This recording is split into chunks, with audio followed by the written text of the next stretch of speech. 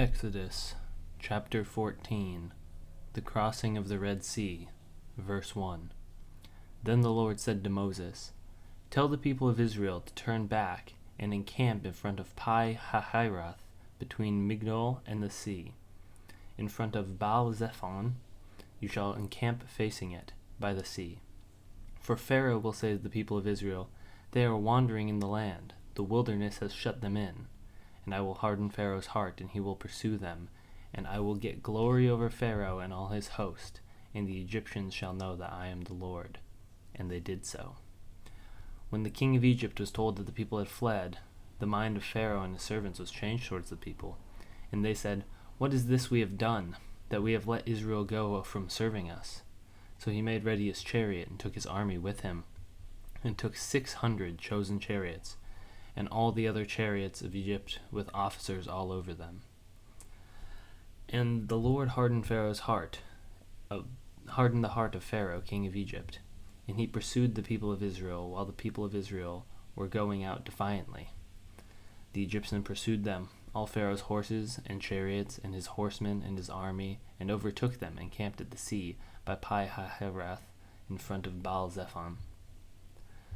When Pharaoh drew near, the people of Israel lifted up their eyes, and behold, the Egyptians were marching after them, and they feared greatly. And the people of Israel cried out to the Lord. They said to Moses, "Is it because there were no graves in Egypt that you have taken us away to die in the wilderness? What have you done to us in bringing us out of Egypt?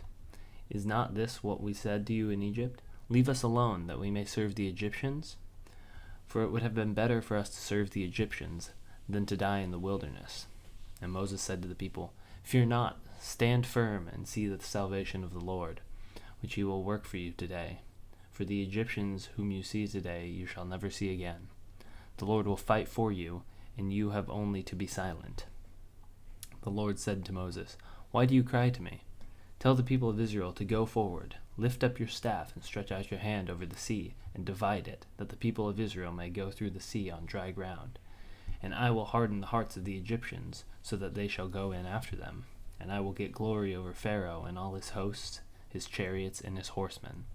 And the Egyptians shall know that I am the Lord, when I have gotten glory over Pharaoh, his chariots, and his horsemen." Then the angel of God, who was going before the host of Israel, moved and went behind them, and the pillar of cloud moved from before them and stood behind them, coming between the hosts of Egypt and the host of Israel.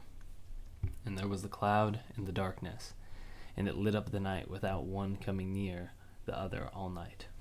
Then Moses stretched out his hand over the sea, and the Lord drove the sea back, a strong east wind all night that made the sea dry land.